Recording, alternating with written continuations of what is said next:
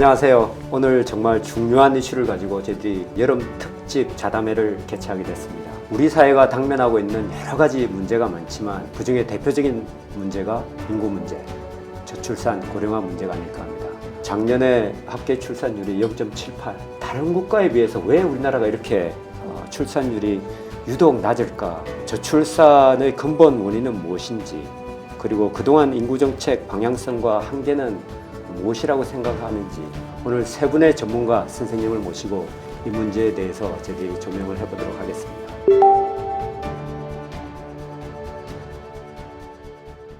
저출산 문제가 되게 심각해지고 또 출산율이 매우 낮다는 것은 그만큼 다른 나라와 비교해서 사회 경제적인 문제가 환경이 매우 열악하다는 것이고요. 또 한편으로는 정책적으로 이걸 대응을 제대로 못했다는 어떤 점수가 출산율에 반영된 것이 아닌가라는 생각이 듭니다. 저출산의 근본적인 원인은 저는 세 가지를 말씀을 드리고 싶은데요. 하나는 점점점 이 출산과 결혼의 기회비용이 매우 빠르게 높아지고 있습니다. 예를 들어가지고 양육 돌봄 지원이라던가 또 일육아 병행 지원 같은 정책이 적극적으로 돼야 되는데 상당히 미흡하고 부족한 측면이 있고요. 또 한편으로는 이제 인식도 상당히 부족합니다. 우리나라가 이제 기업의 가족 친화적인 문화라던가 가부장적인 어떤 문화가 아직은 해결이 안 되고 있는 것도 중요한 어떤 요인이 아닐까라는 생각이 듭니다. 두 번째는 이제 경쟁적인 사회 구조의 문제인데요. 이 사회 구조가 점점점 경쟁적이다 보니까 이 결혼과 출산하려고 그러면 생각할 만한 그런 여유가 또 환경이 만들어지지 않고 있다라고 생각을 합니다. 예를 들어서 이런 경쟁적인 사회 구조의 문제는 사교육을 부추기는 경쟁적인 노동시장의 이중 구조의 문제라던가 그 수도권 과밀 현상도 이제 그런 어떤 예라고 생각이 됩니다. 마지막으로는 우리 사회가 이 아동 그리고 가족 공동체의 가치가 점점점 낮아지고 있는 것도 이제 문제가 아닐까 생각이 들고요.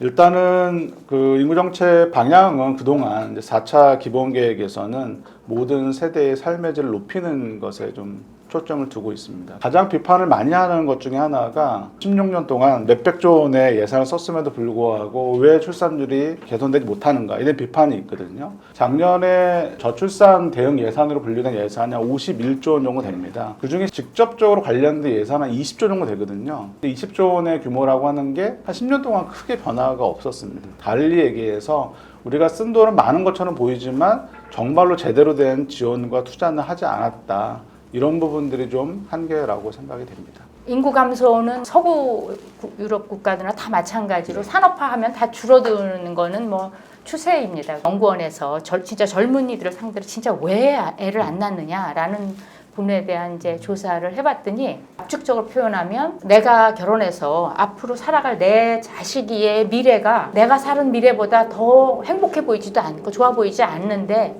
어떻게 애를 낳느냐라는 그런 게 그 핵심으로 들어가 있더라고요. 세계적인 보편적 현상과 더불어서 한국만의 특수적인 게 몇 가지 있어요. 비혼 출산율이 세계에서 일본하고 더불어서 제일 낮다든가 양성평등 지수 같은 거 이런 게 세계에서 최하잖아요. 젊은 여성들이 나도 돈을 벌고 나 자아 실현을 해야 되는데 결혼과 아이 낳는 것이 나한테 장애다. 그래서 아까 말한 기회비용이 높아져 버린 거죠. 이 사회가 빠르게 변화가고 젊은이들 인식이 빠르게 바꾸는데 거기에 정책이 속도를 못 따라가는 것 같아요. 효과적인 정책을 쓸 수가 없었다라는 것이 큰 문제였던 것 같습니다. 이 저출산이 만들어지는 그 단계가 몇 차례 있었던 것 같습니다. 근대화 이루어지고 산업화, 도시화되는 과정에서 출산율이 떨어졌던 것이 있고요. 그 이후에 여성들이 본격적으로 사회 진출하면서 또 출산율이 떨어지는 경향성이 나타났습니다.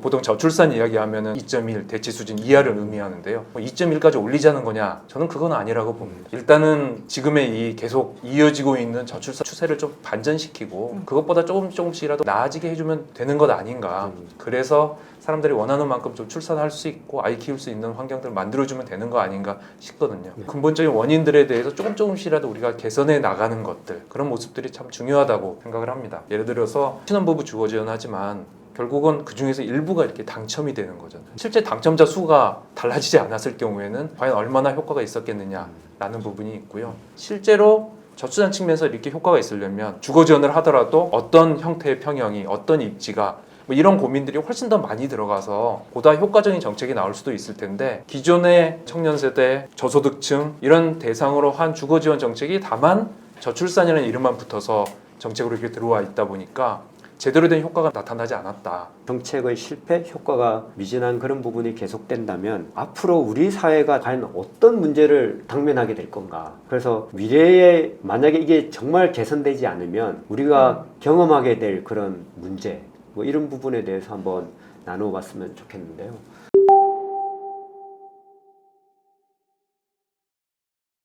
축소 사회로 이제 전환이 돼서 인구 위기가 결국에는 사회 경제 위기로 전이가 되는 이제 그런 것들을 예상해 볼 수가 있습니다. 매년 30에서 50만 명 정도 이제 경활 인구가 줄어들고 있어요. 생산 연령 인구가 10년 내에 한 320만 명 정도 줍니다. 거의 뭐 부산 광역시 정도 젊은 인구가 없어지는 거죠. 반면에 고령층이 늘어나게 되는 걸로 예상이 되기 때문에 노동의 양적 확대뿐만 아니라 질적인 어떤 개선을 어떻게 할 것이냐가 큰 숙제가 될 것입니다. 고령 인구의 돌봄이라던가 요양이라던가 이런 인력을 어떻게 확충하느냐도 그 밖에도 뭐 학령 인구의 감소가 본격화되고 있다 보니까 학교의 기능이 좀 저하될 우려, 그리고 군 병력 자원 감소 때문에 이제 국가의 안보 위기도 상당히 문제시 될 수 있고요. 또 인구가 이제 점점 줄어드는데 서울과 수도권에 밀집되어 있어요. 결국에는 지방의 소멸 위기가 더욱더 심각해질 텐데 국가 균형 발전 차원에서도 정말 문제가 있을 거다라고 예상이 됩니다. 예를 들어서 뭐 외국인 인력을 받아들인다거나 AI가 발달해가지고 모자란 부분을 보충하는, 우리나라가 지금 로봇 뭐 이런 부분에 있어서 세계 최강 국가 아닙니까? 디지털라이제이션이 일어나고 오토메이션이 일어나면서 그런 부분을 어느 정도 극복해가면서 완화해갈 수는 있겠지만 피할 수는 없을 것이고, 그러면 어떻게 우리의 충격을 좀 줄여가면서 사회가 이걸 감당해 나갈 것인가, 이런 거를 고민해야 되지 않나 생각합니다. 인구 구조 바뀌는 것이 급변하는 시기들이 있습니다. 이것들에 우리가 어떻게 대응하고 준비하느냐라는 문제인데요. 예를 들어서 고등교육 시켜주자라는 차원에서 대학을 만들어 놓고 그것보다 훨씬 더 많은 아이들이 있었던 것이죠. 그렇기 때문에 80만이 60만으로 줄었을 때는 아직 대학생 전체 모집 인원보다는 훨씬 더 많았기 때문에 우리는 별로 그렇게 큰 문제를 느끼지 못했고, 그 반대로 대학이 더 필요한 거 아니냐 라는 생각을 가졌던 거고요. 군대 같은 경우도 마찬가지였던 것 같습니다. 실제로 우리가 군이 필요한 병력 자원보다 훨씬 더 많은 젊은이들이 있었기 때문에 그동안에는 그런 시스템에 큰 문제를 못 느끼고 있었는데 질적인 변화를 겪는 시기가 이제 온 모양이라고 생각이 됩니다. 어린이집 같은 경우도 일가정 양립을 하는 데 있어서 어린이집 많이 만들 필요가 있다. 2000년 이후에 되게 빠른 속도로 우리 사회의 어린이집이 많이 늘었던 겁니다. 그랬던 것이 지금 이제 어린이 수가 20만 대로 내려와 버리니까 최근 몇 년 사이에는 어린이집들이 폐원을 하거나 휴원을 하거나 이런 문제들이 지금 발생을 하고 있는 거죠. 그렇다면은 그 시스템은 또다시 어떻게 바꿔야 될 것이라는 것을 지금 이제 고민하고 준비를 해가야 된다고 생각을 합니다. 뭐 노동 인구가 부족하다면은 현재 경제활동 참가율이 상대적으로 낮은 여성의 경제활동 참가율을 좀 높이는 방법도 있을 거고요. 20대 그 경제활동 참가가 상당히 늦어지면서 상대적으로 좀 더 다른 사회보다 낮은 편입니다. 이때 경제활동 참가를 조금 더 빨리 시작할 수 있게 해주는 것, 그리고 사실 질적인 부분도 상당히 중요한데요. 이런 것들이 같이 합쳐진다면 사실은 인구 감소에 대해서도 우리가 시스템 전환을 통해서 해결할 수 있는 여지는 많이 있다고 생각을 합니다. 저출산 고령사회위원회가 선택과 집중을 통해 핵심 분야별 과제를 중점적으로 추진한다는 방침을 밝힌 바 있습니다. 실효성 있는, 좀 효과 있는 정책을 수립하기 위해서는 무엇을 고려해야 되는지에 대해서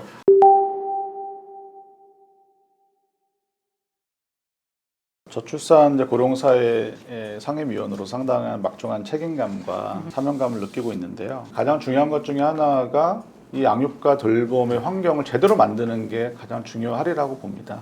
최근 여성들의 사회 경제 활동 참여 높아지고 있는데 기회비용뿐만 아니라 직접 비용도 낮춰주는 정책이 정말로 좀 필요하다고 생각이 됩니다. 하지만 두 번째는 정말로 출산이나 결혼 양육이 행복한 선택이 될 수 있느냐, 그것이 전부는 아니라는 거예요. 경쟁 사회의 문제라던가 양성평등도 이제 매우 중요한 사회 이슈이고, 또 청년들이 겪고 있는 여러 가지 문제점들도 많습니다. 그러니까 저희 위원회의 정책 방향은 기본적으로 중요한 핵심 과제는 집중적으로 과감하게 지원을 하고, 사회 구조적인 문제는 관련된 부처나 위원회가 협조를 해가면서 현재 우리 사회가 어떤 위치에 직면해 있고 어떤 문제점이 있는지를 계속 보완하고 수정을 하면서 올바른 사회 방향으로 이끌어갈 수 있도록 이제 위원회가 그런 역할을 좀 하려고 하고 있고요. 또 한편으로 보면 제도 개선도 매우 중요합니다. 프랑스의 팍스처럼 비혼 출산에 대한 그런 수요도 좀 나오고 있고, 이런 제도 개선도 사실은 국민들의 목소리도 듣고 사회적 합의를 통해 가지고 추진을 해야 되는 것도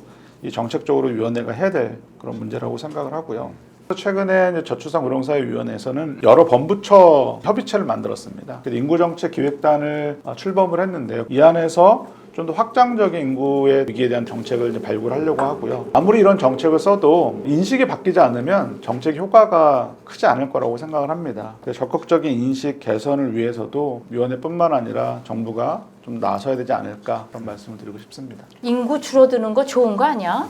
1인당 그 GDP도 올라갈 거고 환경도 나빠지는데 사람이 너무 많아서 이 조그만 지구에 국민들이 합의를 한번 해야 될 것 같아. 자, 5천만으로 계속 갈 건지 3천만 사회도 좋아. 그러면 그 재원을 다른 데 쓰자, 적응하는 데 쓰자라고 할 건지에 대한 합의를 하는 게 매우 중요하고, 또 하나는 우리가 가지고 있는 많은 법들, 제도들이 우리가 빠르게 산업화하면서 만들어 놓은 제도들이거든요. 지금 축소 사회고 인구가 줄어드는 사회로 갈 수밖에 없는 거잖아요. 이미 줄어들기 시작을 했고. 그런데 과거에 팽창 사회에서 썼던 법과 제도를 땜질해서 고쳐가면서 쓰는 데는 한계가 있는 거라고요. 그래서 그 선택과 집중에는 그런 부분에 대한 고민도 같이 가져가줬으면 좋겠다 그런 생각이 듭니다. 네.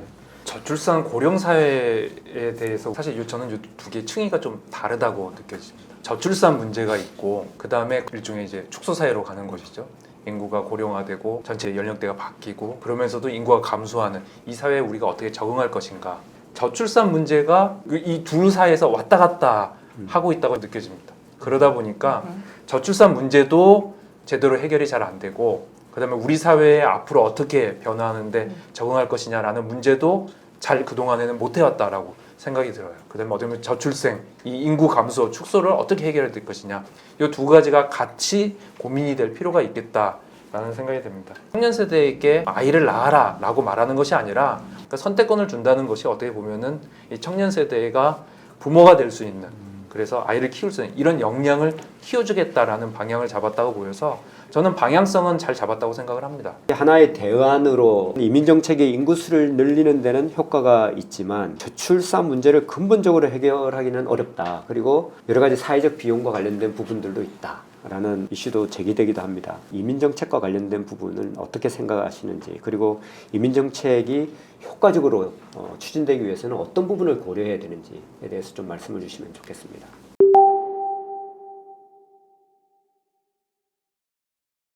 이민 정책은 그 메인 정책은 될 수가 없습니다. 우리가 인구가 줄어드는 부분을 일정 부분 이제 속도를 늦춰주는 그런 정도의 역할밖에 못 하고요. 우리나라는 이제 해외 동포를 먼저 받아들이는 조선족이랄까 이런 분들을 하는 그런 것부터 시작해서 우리나라는 이제 값싼 노동력을 받아들이는 정책으로 시작을 한 것 같아요, 우리나라가. 그런데 휴먼 비잉이 따라온다. 왜냐하면 우리가 가지고 있는 모든 문제가 다 같이 따라오는 거죠. 이 요양병원 같은 경우는 조선족이나 그런 분들 없이는 이어갈 수가 없을 정도의 상황이 돼 있는데 이분들이 다 같이 늙고 있어요.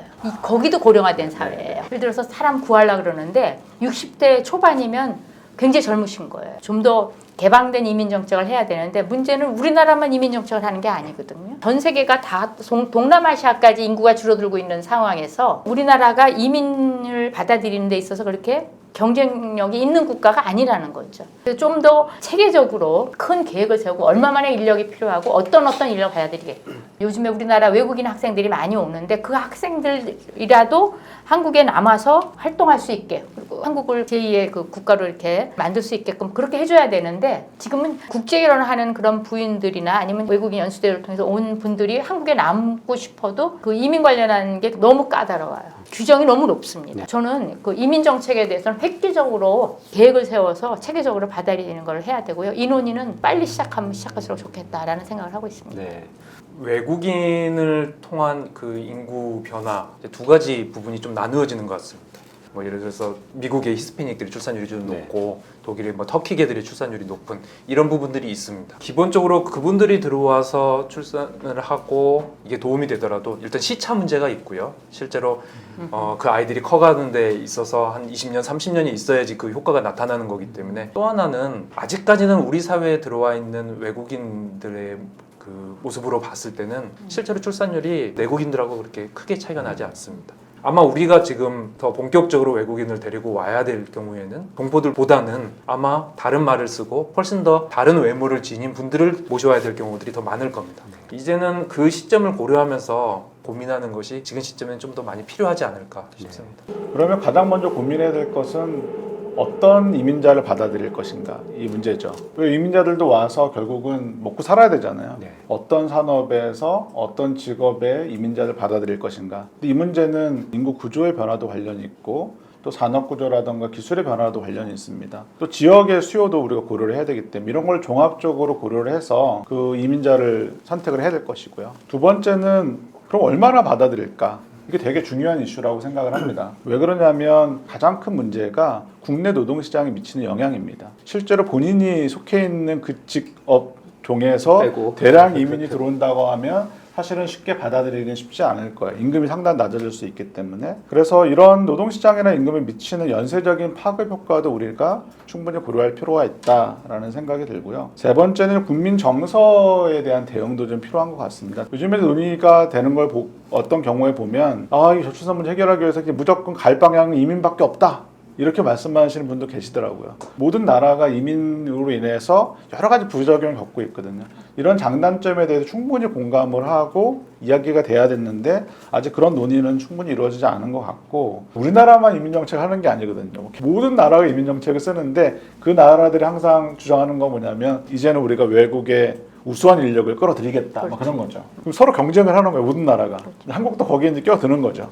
그럼 과연 외국의 우수한 인력이 우리나라 선택할 것인가? 거기에 대한 고민도 필요한 거예요.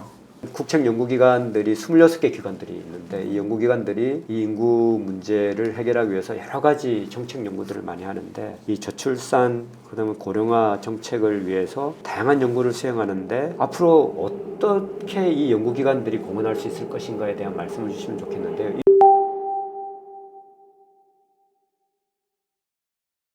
기존의 정책의 문제점이라고 한다면 효과성이 없었다라는 부분이 됐고요. 정부 부처도 비판받을 부분이 있지만은 사실 연구자들 입장에서 국제 연구기관 입장에서도 사실 뼈아프게 들리는 부분입니다. 그러니까 효과성을 어떻게 우리가 측정을 하고 그에 지적을 하고 거기에 대안적인 정책을 제시해 주는 것이 어떻게 보면 국제 연구기관의 중요한 과제 중에 하나거든요. 그동안에 잘 못했다라는 아쉬운 반성의 말씀도 드리고 싶고요.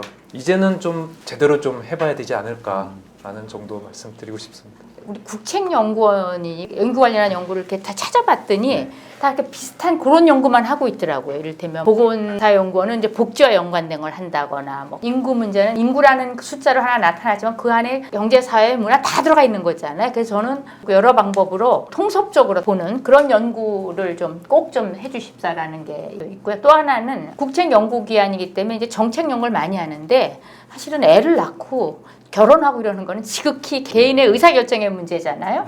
그래서 민간과의 콜라보레이션을 좀 꼭 해주셨으면 좋겠다. 제가 알기로는 인구정책 TF 통해서 경인사연 및 산하에 있는 여러 연구기관들, 연구자의 네트워크를 만들어서 협동연구도 많이 해오신 걸로 알고 있고요. 저희 위원회에서도 그런 연구들을 좀 살펴보면 되게 좋은 연구 결과들이 많이 있더라고요. 근데 또 붙여 있는 분들은 잘 모르세요. 네. 왜 그럴까라고 생각을 해보면 서로 이렇게 인터랙션이 별로 없는 것 같아요. 좀 빈번하게 좀 교류를 하면서 그래서 정책 연구와 부처 간의 시너지를 만들기 위한 구조적인 틀이 있어야 되겠다. 저희 저출산 고령사회 위원회와 경인사연 네트워크에서 같이 좀 협동으로 하는 공동 연구와 작업도 의미가 있지 않을까 싶습니다. 사실 제가 여기 오기 전에 챗GPT에 한국의 인구 문제를 하기 위해서는 무엇을 해야 되는가 쟁점을 한번 쭉 해봤는데 역시 전문가 선생님들의 탁월한 견해와 그 다음에 여러 가지 제안 사항이 훨씬 더 많은 생생한 그런 제안들을 담아주신 것 같습니다. 오늘 참가해 주신 우리 세 분 감사드립니다. 고맙습니다.